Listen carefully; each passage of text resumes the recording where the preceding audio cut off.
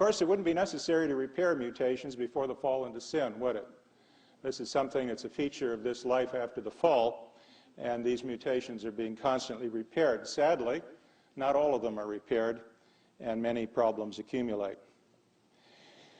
Well, evolutionists aren't so optimistic sometimes as they would like to make us believe.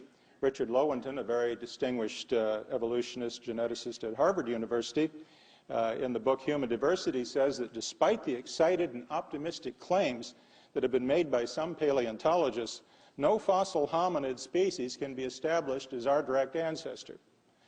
Now, what is a hominid? You hear this expression quite a bit. A hominid is either a known ancestor of man or a collateral relative of man, or man himself. I would argue then the only really known hominid would be man himself, since I do not believe there are either known ancestors of man or collateral relatives. Today, Neanderthal man would be touted as something of a collateral relative, an individual who evolved simultaneously with man, when in fact Neanderthal man is just simply Homo sapiens. Now, you've seen a lot of these kinds of charts that show or purport to show evolution. And all of these charts, whether you're looking at whale evolution or the evolution of mammals or any other creature, are characterized with dotted lines. And if you read the fine print, the dotted lines mean that these are proposed or imagined scenarios of evolution. They do not represent hard data. They represent an interpretation of the data. Now, the bars you see here start at the beginning in the lower left corner with some presumed ancestor of the modern apes and man. The modern ape is up here. Man presumably would be over here. This is time from 5 million years ago to the present, so you can see most of hominid evolution is really a story of the last 5 million years, according to evolutionists. And the creature we'll be looking at in particular is Australopithecus afarensis, who becomes extinct presumably in the range of about 3 million years ago, somewhere between 4 and 3. I don't accept any of these dates, but we'll use the evolutionary assumption. The first thing I found kind of interesting about this chart is notice the cast of characters leading up to modern apes here. It would appear that the apes have been told, if you're interested in your ancestors, go out and find your own. There are a few suspects in here, but by and large, there's not a great deal of money, I don't think, in finding ancestors of living apes. So it's a shame to waste a primate. You find so few of them in the fossil record anyway, and to waste them as an ancestor of an ape seems a pity. So if at all possible, they're spent along the line leading to Homo. We could sub in a lot of different organisms with different names here. The basic story we'll look at today is a story of the Australopithecines. And you've probably heard of Australopithecus africanus. And that particular creature is now sort of pushed off to one side, sort of a collateral relative, a hominid that never quite made it to man. But one creature that is believed to be a sure enough ancestor is Australopithecus afarensis. Let's take a look at the story of the Australopithecines themselves. Trevor Palmer says, nevertheless, because the fossil gap, speculation has been rife for many years as to what gave rise to the Australopithecines. So we really don't know, or the evolutionists don't claim to know precisely where the Australopithecines themselves came from. The problem here is lack of data. If you took all of the fossils that are available out there, 95% of them would be marine invertebrates. The remaining 5% is everything else. Vertebrates would be a small fraction of 1%, and primates would be a tiny fraction of that. So no wonder we say that this is an area where the only certainty in this data-poor, imagination-rich, endlessly fascinating field is that there are plenty of surprises left to come. And indeed, we do find many surprises in this field. When I was at the Field Museum, and you see how imagination just goes bonkers, they did the exhibit up at the Field Museum on a carnival motif. And this was one of the banners here. You can see human ancestor with this perfectly outrageous painting, which I'm sure doesn't represent anything anyone is proposing as a real ancestor. But you can see imagination is allowed to just run wild, and I believe this is one of the problems with this whole field. It's data poor and imagination rich. Well, there are three ways to make an ape man if you think about it. I believe God created man, and so there is no such thing as a true ape man. Therefore, all of the so-called ape men are either apes that have been found in the fossil record that have been upscaled by emphasizing one or another feature that is human-like, or else they are humans that have been found in the fossil record that have been downscaled to de-emphasize their obvious human qualities, such as we've done with Neanderthal man. And then there is what I would call the true ape men. Does this surprise you that there are true ape men? This is where one finds specimens from apes in one location, specimens from humans in another location. The two are combined together and declared to be one individual. They are true ape men. Piltdown man was such a true ape man. Of course, they are either intentional hoaxes or unintentional confusion of data. Well, let's look at Lucy. Let's begin by saying, when we talk about Lucy, that this word Lucy is a name that we sometimes give to the whole species. The species is afarensis of the Australopithecines, and I think you'll admit to say Australopithecus afarensis several times in a row is a tongue twister. So if you don't mind, we'll just use the word Lucy to apply to all the representatives of this species, and there have been many, many such fossils found. And today I think the picture can be put together rather completely. Essentially all of the bones are in place, having been found in one specimen or another. But the first, or arguably the first, but certainly the most complete specimen of Australopithecus afarensis is the one called Lucy, and it was discovered by Donald Johanson in Ethiopia back in 1974. And it's been given a number of different ages. In fact, it was redated by Basil Cook using the Olmo pig-tooth specimens because the radiometric dating that had been done on this individual was unsatisfactory. It made it look entirely too young for such a primitive skull. And when Richard Leakey found KMNER 1470, which was far more human-looking, but was dated at an older date than Lucy, if you read Johanson's book, Lucy, The Beginnings of Humankind, you'll see they went to Basil Cook, had him redate both specimens to see if he couldn't adjust this out. And Basil Cook declared that Lucy was indeed older than they thought, went from about 2 million years or so to about 3 million years old, and 1470 was made younger. The thing that's interesting about afarensis is that it's about 40% complete. That is, about 40% of all of the bones were found reasonably together. And if you look at the skeleton here, a good part of the skull is missing, but other skulls have been located since, so we can put that together. There are no feet, just a couple little bones here, and no hands, but we have found other specimens that includes bones from the wrist and from the hands, and this will prove important in a bit, as well as bones from the feet. So taking all of the specimens, putting them together, we have a fairly complete idea of what Lucy looked like. So if this is an ancestor of Homo sapiens, we have a good chance of seeing it. This is the skull of Australopithecus afarensis, and when we look at the skull, right away we see that this is not a human skull. The most dramatic thing is, look at the face here. It slopes at an angle. We call this sort of a shovel face. And the human face goes up and down more vertically. This slopes. And the canines come in at a steep angle here, where human teeth would come down straight, the incisors and canines. The brow ridges are relatively large. There are some human beings, Australian Aboriginal, for example, that'll have a somewhat enlarged brow ridge. Neanderthal man had an enlarged brow ridge, probably not to the degree that we see here. But to me, the distinctive feature is the slope of the face. Very, very small cranial capacity. Looked at the toe bones, the phalanges of the toe, and looked at their curvature.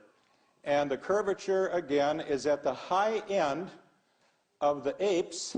Here are the apes, and you're getting more curved as you go to the right. Here is the Hadar australopithecine, the Lucy-like creature.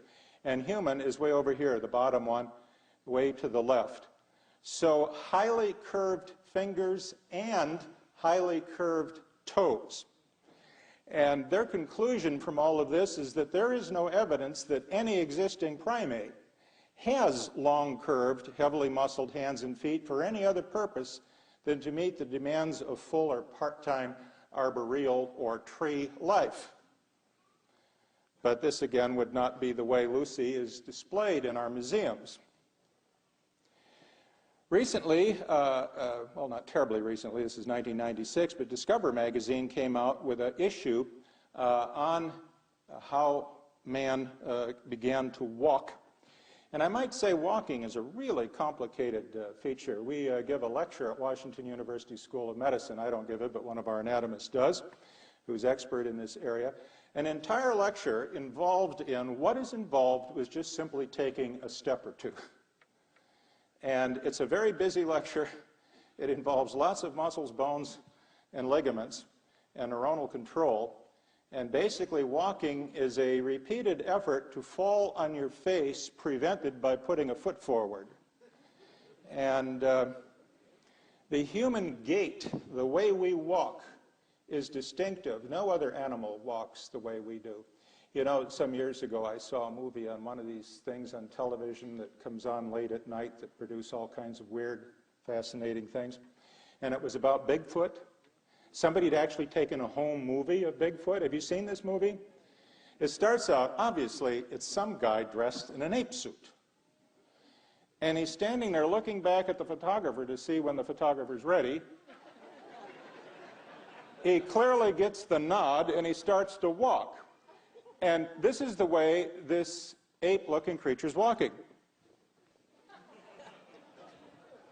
You know, he could be walking down the street in Long Island or something, but this is no ape. So we have a very distinctive gait. We'll talk about that in a bit.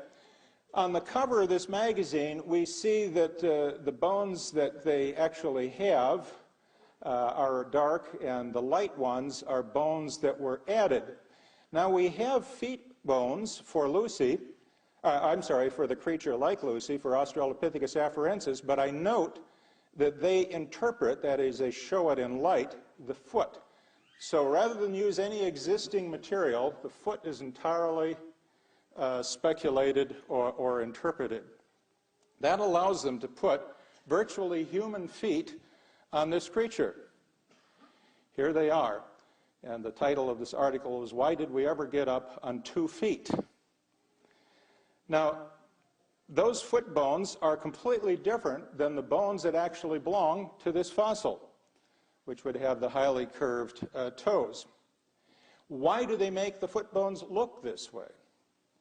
Well, they make them look this way because the evolutionary community is completely convinced that a creature like Lucy, Australopithecus afarensis, made the footprints discovered by Mary Leakey in Lutoli in Tanzania. You've probably heard of these footprints. They're pretty amazing. It's a trail 73 feet long. It consists of 20 larger footprints in a distinctive human left-right stride, and 27 smaller footprints walking alongside. You can see the 2 trails, littler footprints here, bigger footprints here. The thing that's really amazing is that right smack dab on the top of each of the bigger footprints is a third footprint of a tiny little person. Now, how do you get footprints of little people on the top of every footprint matching the stride of a much bigger person? I heard Mary Leakey actually give a lecture on this at Washington University some years ago, shortly after she found it. And she was puzzled by this too. She said she just can't explain it. You know, some animals that are quadrupeds walk in their own footprints. But this is not a quadruped. This is a biped, no question. She said, you know, the Maasai, when they hunt, they step in one another's footprints to keep the noise down. And then, almost embarrassed, she said, and of course, little children like to walk in the footprints of their elders. And to do so, little children have to greatly increase their stride to hit every footprint down the line. I don't know how you can conclude that that's what's going on here. There are volcanoes in this area, and these volcanoes erupt to this day, and when they do, they produce an ash, and if it rains on the ash, it apparently sets up like concrete rather quickly. And these footprints were made, presumably, when there was ash on the ground from volcanoes, and when there was also rain occurring, and the footprints are just beautifully distinct. They have been buried for many years, of course, under a topsoil, but when the topsoil was removed and they saw one, they kept excavating, and they showed this whole trail 73 feet long. Now, the left-right stride is one of the best clues that this is absolutely human in appearance. No other creature, certainly no ape, has a left-right stride just the way ours would be. And even more importantly, the shape of the foot. This is one of the footprints when they were first uncovered, and they're quite clear. Now, tomorrow morning, I'm going to bring in all of these skulls, put them on a table out there. You can look at them. I'll be happy to discuss them with you. I have gorilla skulls and all kinds of other living primates, as well as hominids. I also have a cast of 4 footprints in a left-right stride from the Laetoli site, so of Laetoli footprints. But this cast was made when they were not as clear as this, because the footprints have been very quickly eroding away. In fact, they've recovered them again to prevent it. And I understand that even recovering them doesn't appear to really protect them. It makes you wonder how many million years old they are, huh? If we can't even keep them going for a few years. But the human footprint you would not confuse with anyone else, because when the foot hits the ground, the heel hits first, you know that. And then as the foot slaps down, that's a left footprint you're seeing there. The weight runs along the outer margin, on the outer side of the body. The weight goes from the heel along the outer margin. Then it passes across the base of the toes. And then when we push off in our step, like this, the push-off foot, the big toe, makes a particularly deep impression, because we push off in large part from that toe. Now, as I say, no ape has this particular pattern of the weight running along the outer margin across the base of the toes and pushing off from the big toe. Note that the big toe is in line with the foot, distinctly human. The small toes cling to the ground. There is a very well-developed arch. These are not flat feet, by the way. There's a very good arch in these individuals, and the weight is carried from heel around the lateral side of the foot, just as they are today. Now, everybody who studied these footprints when they were still fresh and very easy to see were absolutely unambiguous about their interpretation. In the book Lucy by Johansen and Edie, they say, make no mistakes about it. They are like modern human footprints. If one were left in the sand of a California beach today and a 4-year-old were asked what it was, he would instantly say that somebody had walked there. He wouldn't be able to tell it from 100 other prints on the beach, nor would you. The external morphology is the same. I asked Mary Leakey, personally after the lecture at Washington University some years ago, the following question. I said, Dr. Leakey, I mean, you have the left-right strides. You have the little individual stepping on the bigger footprints. The footprints are virtually identical to the feet of modern, habitually unshod humans. That is, people who wear shoes get their toes all squished together, but if you don't wear shoes, your toes kind of open up a little more. That's the way these look. I said, why not just go ahead and consider the possibility that they could be human footprints? And in that tone of voice that the British reserved for the colonists, she said, oh, but surely you must know there were no humans around 3 million years ago. Oh, yeah, that's it. But you see, the preconceptions do not allow even considering the possibility that these are human footprints, even though everybody agrees they look human, but they can't be, you see. And that's about the age of Lucy. So you see now why they have to put a human foot on Lucy, even though they know it wasn't human-like? Why they have to put a human foot on Lucy, even though they know it wasn't human-like?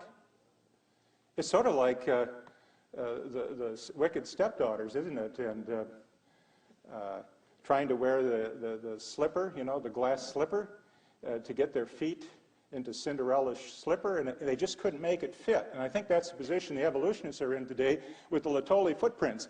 They want to put Lucy's foot into those prints, but they really just aren't going to fly. For those of you that may have forgotten what a human foot looks like compared to a gorilla foot, take a look. I don't think you'd get too confused, would you? Do I have to tell you which one is which here? No, you pretty well. Notice they mention how the big toe is in line with the rest of the foot. You can see that in the Litohle foot, whereas in the gorilla, the big toe goes off to the side here. And the very curved, grasping toes, these toes stay right down on the ground. These kind of curve and buckle up. So you wouldn't confuse either a foot or a footprint. Now, a lot has been said about Lucy's knee joint, and you hear people say, well, the two bones were found a long distance apart. I'm not really going to comment on that. I think we can learn a lot from the bones that we have that are undisputed here from the Australopithecines. And the knee joint is special in that Lucy and creatures like her were knock-kneed. And I bring this up because humans are also knock-kneed. By that, our femurs come together, and then our tibias go straight down. Now, there's a good reason for that.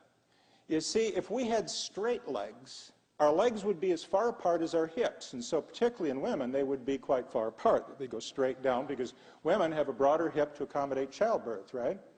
So the legs would be apart. Now, you say, what's wrong with that? Well, one problem with that is if your legs are further apart, when you lift one leg, note what happens. I'll try to interrupt it before it gets too embarrassing. You see, you fall that way, don't you? And if you lift the other leg, you fall that way. Now, how would you prevent that from happening? Well, when you lift your left foot, to keep from falling to the left, if your legs are apart, you throw your weight over the planted foot, and that keeps you upright. When you lift your right foot, you throw your weight over your left planted foot. Now, see if you don't recognize this walk. An ape that has relatively straight legs will expend a fair amount of energy doing this as it walks, and he looks like this, right? Throwing the weight. Now, we don't have to do that because our femurs converge to the knees, keeps our feet under our body, and so as we lift one foot and another, only a slight amount of moving from side to side is necessary. Keep the weight over the foot. Now, hey, Lucy has this. Lucy has this angle. Here's a right femur and a tibia. And notice there is an angle. I'll exaggerate so you can see it. We call this the carrying angle, or the valgus. And the angle's measured right here. And if you look at the picture up here, you'll see that Lucy has a 15-degree carrying angle. We humans have about a 9-degree, so the Lucy-like creatures have a relatively high carrying angle compared to man. Well, there you go. Does that prove that this organism is evolving into man and that it has this carrying angle as we do, or sometimes it's called the valgus? Well, not really. You see, the gorilla has a 0 carrying angle. That's a straight leg. The chimp has a 0. But there are other primates, like the orangutan and the spider monkey, that have a pretty high carrying angle, pretty much in the range of man, 9 degrees. So you see, just because we have this angle doesn't necessarily mean that this creature is evolving into man, because we have modern primates that no one suggests are turning into people today who have it today. Now, your question might be, what are they doing with it? Ballet, perhaps? No, you see, animals that have these carrying angles oftentimes walk on limbs in trees, and that's like a tight wire walker, isn't it? And they'll oftentimes grab the upper limb and they'll go along like this and walk on the lower limb. And so there's an advantage for them to have a high carrying angle as well. Some evolutionists say, well, there you go, they pre-adapted in the trees and came down to the ground ready to roll. Well, there's more to walking than just the carrying angle. The point I want to make is you cannot show or prove that something is evolving into man simply because it has a carrying angle when you have living apes that have the same type of angle. Well, the other component, and I'll let Sussman and Stern comment on the knee. Since aside from the degree of valgus, the knee of the small hater hominid possesses no modern trait to any pronounced degree, and since many of these traits may not serve to specify the precise nature of the bipedality, he goes on to say that overall the structure of the knee is compatible with a significant degree of tree dwelling. In other words, it does not show a biped that walks as we do, one capable of making Laetoli footprints. There's another feature that we need to look at. By the way, this is from that Discover magazine again, and take a look at those hands. You notice anything about the hands in this issue of Discover? There's the meat hooks we've been looking for, right? Those are not the type of fingers on the St. Louis Lucy. This is a far more accurate representation of the hand. Let's just crank it up there. See the long curved phalanges? You can get a good grip on the limbs with this. There's another feature that you see in Lucy, animals that reach up and hang on limbs overhead. If you try it, it's not comfortable. Have you noticed that? You get your arms up here, it's not a comfortable position. There's a good reason for that, because the joint at the shoulder, if you drop by the table tomorrow, I can show you this in detail. The joint at the shoulder is kind of shallow. It's called the glenoid fossa, and the head of the humerus fits in there. And the arm can just go this high and no further before it reaches the limit of that joint. Now, folks say, well, wait a minute, I can bring my arm way up here. To do that, you have to rotate the whole shoulder blade. The scapula has to rotate to bring the arm higher. So we have to use a lot of muscles and rotate our scapula to get our arms up here. If you look at Lucy, she's clearly designed to be hanging from trees because the glenoid fossa is up-tilted. So she can raise her arm, or these creatures can raise their arms higher before they have to start rotating their scapula. The big problem, however, are the hips. As you know, all ladies are concerned about that, and so I would think Lucy is too. And let's look at these hip bones. There are really three bones that fit together to form the whole pelvis. I brought along the right piece of the human pelvis here. Fits right down here. And they're made of three different bones. The iliac part, the pubic part, which is right in front here, and right here is the ischium. These are the ischial tuberosities, and you are all sitting on your ischial tuberosities right now. That's what's supporting the weight through the gluteus maximus. Now, there's a distinct hip for apes and humans. And as far as I know, no overlap. You can't confuse an ape hip with a human hip. What's the big difference? Well, let me bring up a drawing that'll help to illustrate this. If you look at the top, that's a chimp. And at the bottom, that would be human.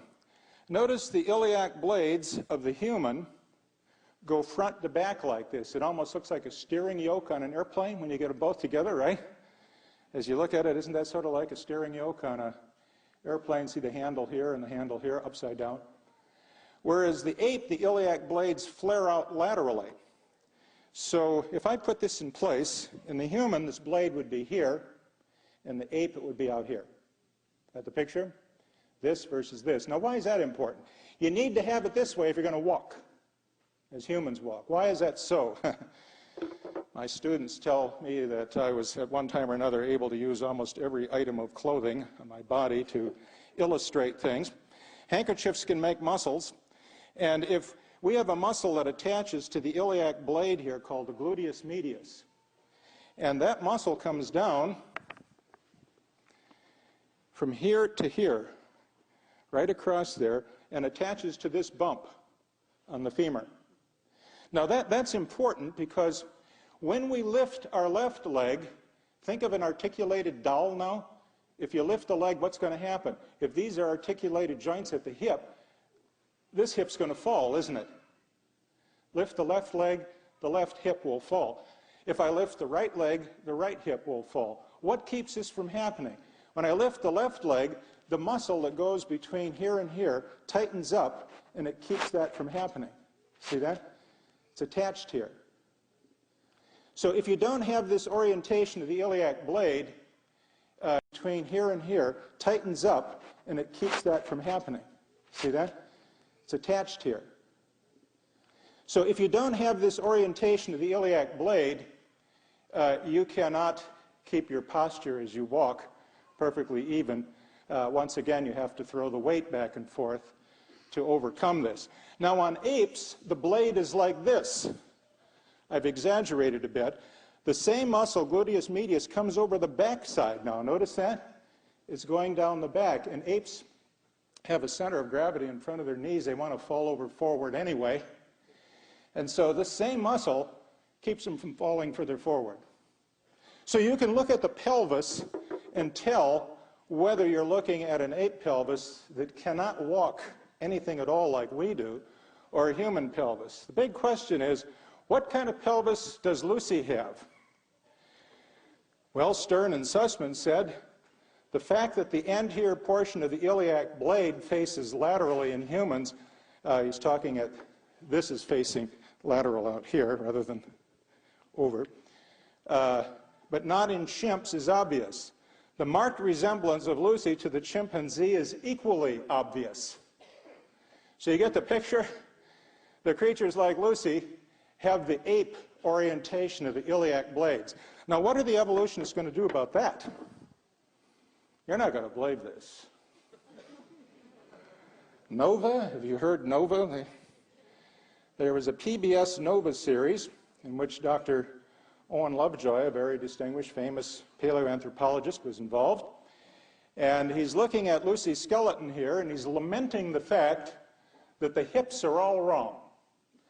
They're supposed to be human-like hips, so you can walk the way the Laetoli footprints showed she walked, but they don't look like human hips, they look like ape hips. What to do about this? Watch it. You'll get a big kick out of this. The ape that stood up, it was a revolutionary idea.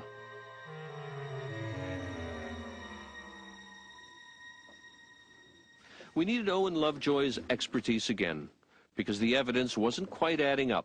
The knee looked human, but the shape of her hip didn't. Superficially, her hip resembled a chimpanzee's, which meant that Lucy couldn't possibly have walked like a modern human.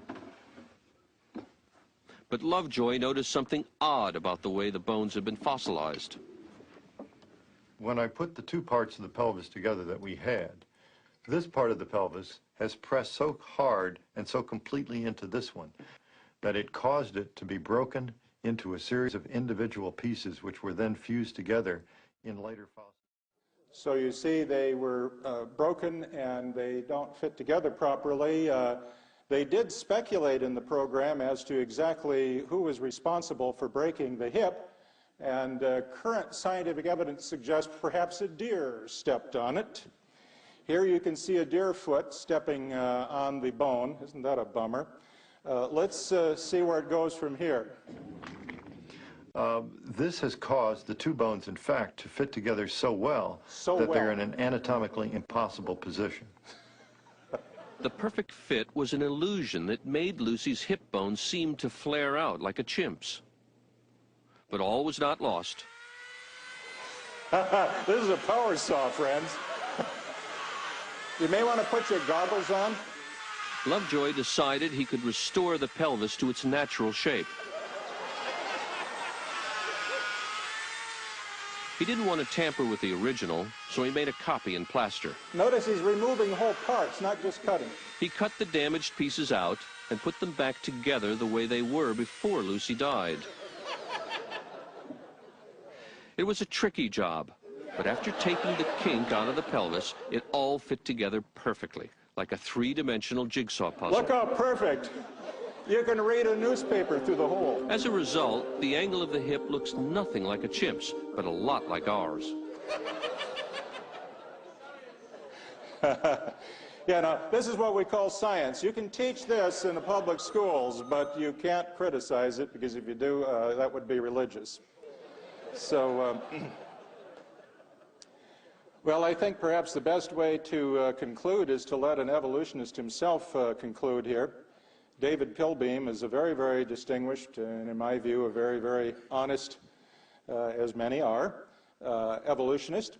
And he has looked at the data, having spent a career studying the human fossil record. And in reviewing Leakey's book, Origins, some years ago, in American Scientist, he had a moment of real candor. Listen to what this very famous human evolutionist has to say. My reservations concern not so much this book, but the whole subject of paleoanthropology. But introductory books or book reviews are hardly the place to argue that perhaps generations of students of human evolution, including myself, have been flailing about in the dark, that our database is too sparse, too slippery for it to be able to mold our theories. Rather, the theories are more statements about us and ideology than about the past. Paleoanthropology reveals more about how humans view themselves than it does about how humans came about. But that is heresy. Wow. No creationist ever put it any better than that. Why is this whole issue so important? Here's a picture that Ken and I and Carl and a lot of the other people on AIG show a great deal. And that is how we view our origins profoundly affects how we set our values and establish what is right, what is wrong, what is true, and what isn't. If we have descended from Adam, if he is our creator, and we are created by the handiwork of God in God's own image, albeit a fallen one at this time, then our absolutes come from God. God sets the rules and God communicates with man. But if we have ape in our past, then man has invented his own religions. He's written his own Bible. When he prays, he's probably just talking to himself, and his morality is relative. Man sets the rules.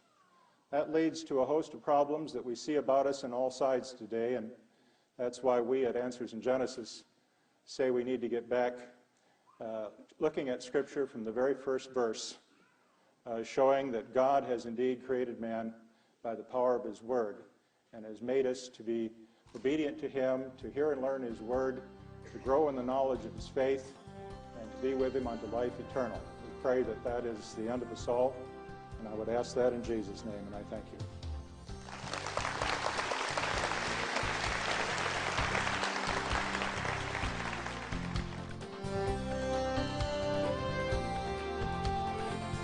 The feature is the slope of the face, very, very small cranial capacity.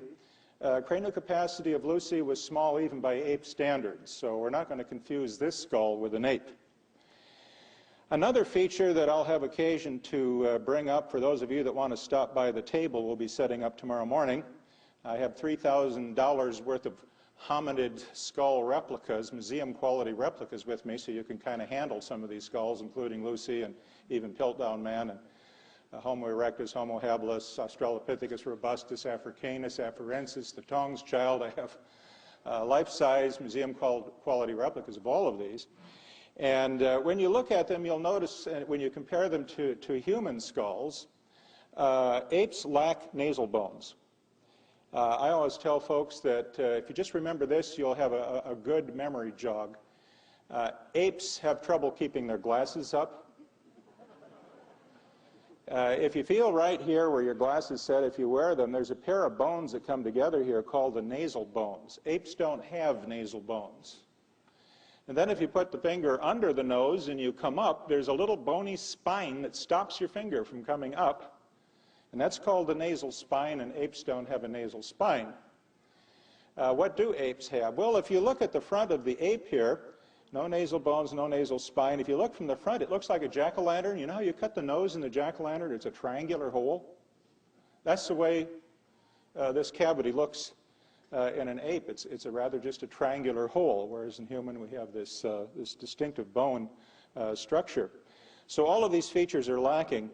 Is there anything about this skull that might get evolutionists excited? Well, the teeth are relatively small for an ape. There are other apes that have relatively small teeth, Theropithecus gelata and others. Another feature that excites people is that the teeth of the Australopithecines tend to have relatively thick enamel.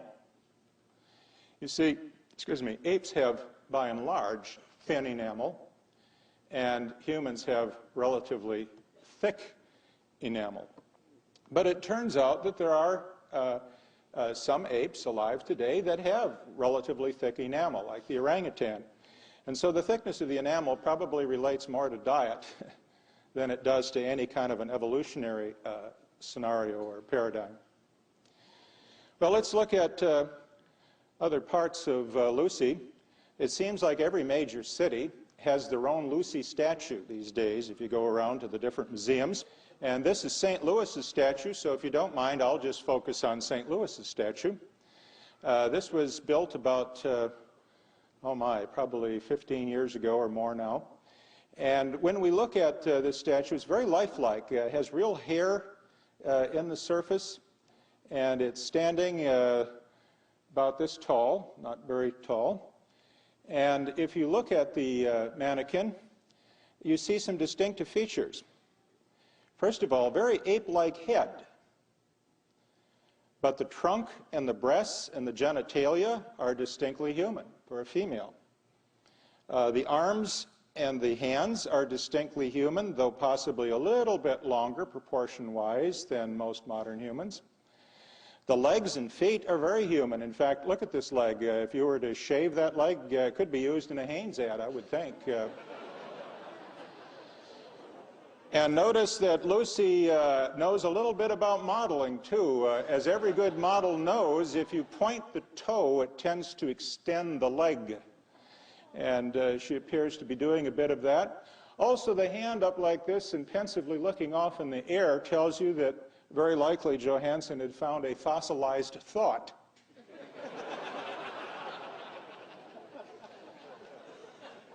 And I happen to know what the thought is that she's thinking at this very moment. She's just thinking, I don't have a thing to wear. But you see, once again, the artist is editorializing and fictionalizing, I believe, by putting into this creature this pensive look, this gaze, which leads one to believe that it is thinking. Well, given the fact that from the neck on down, this is essentially a human body, and from the neck on up, it is, sadly, an ape head, primitive even by ape standards, it has a powerful effect on people that go through the zoo. I've stood there and watched young children in particular go through big groups of them with classes. And you'll hear things like, oh, look, Mrs. Ferguson, an ape man. And Mrs. Ferguson points out, no, Johnny, that is an ape woman. So it's even politically correct, very difficult to deal with it.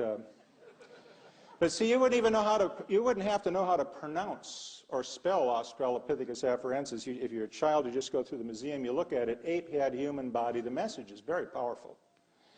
Now, this is a complete misrepresentation of the way Lucy looks, and the zoo has admitted that they were aware of this at the time they built the mannequin. But they do not intend to change it because, as they have pointed out, it gets across the point they want to make to the audience at large. What are the obvious misrepresentations here? Well, first of all, the hands and the feet. Let's just take a look at a little more detail here. There's the hand. You could play piano with a hand like this, or violin. Notice that the finger bones are straight. The whole hand has a very human-like quality. Apes have curved fingers. The finger bones, the phalanges, instead of being relatively straight, have a curvature to them, and so they have a kind of a meat hook looking hand that's quite distinctive, very well suited for being suspensory adapted or hanging from a limb, but not great for playing piano or pipe organ. Lucy here, the way she is shown, would be very good at the latter, not very good at hanging from limbs. Well, we know this isn't the case because even before the exhibit was made in the St. Louis Zoo, Stern and Sussman had published a paper in the American Journal of Physical Anthropology, a rather sizable one at that, And in this paper, they looked at many of the Hadar Australopithecines, that is, of the type that Lucy represents, and they compared the curvature of her finger bones. Remember, Lucy herself didn't have finger bones, but there have been other specimens of Australopithecus afarensis that do, and so these bones have been compared, and you see them after the AL333 figure here, and the data points are here, and they're being compared to human, which is here, and other living apes. And what we see is, as you look at each of the different finger bones for living apes versus human versus Lucy, is that with an exceptional data point here and there, which may be a fragmentary fossil, the cluster is actually towards the most curved of the ape phalanges. So we could say that Lucy had highly curved fingers or phalanges by ape standards, the typical suspensory adapted type of hand. And this is not the hand shown on the creature that we have in the St. Louis Zoo. Now let's take a look at the feet. Well, first we'll say what Stern and Sussman concluded about the hand, then we'll look at the feet. Their conclusion was that a summary of the morphological and functional affinities of the Hadar hand leads inexorably to an image of a suspensory adapted hand, that is, hanging from a limb of a tree, surprisingly similar to the hands found in the small end of the pygmy chimp, common chimp range.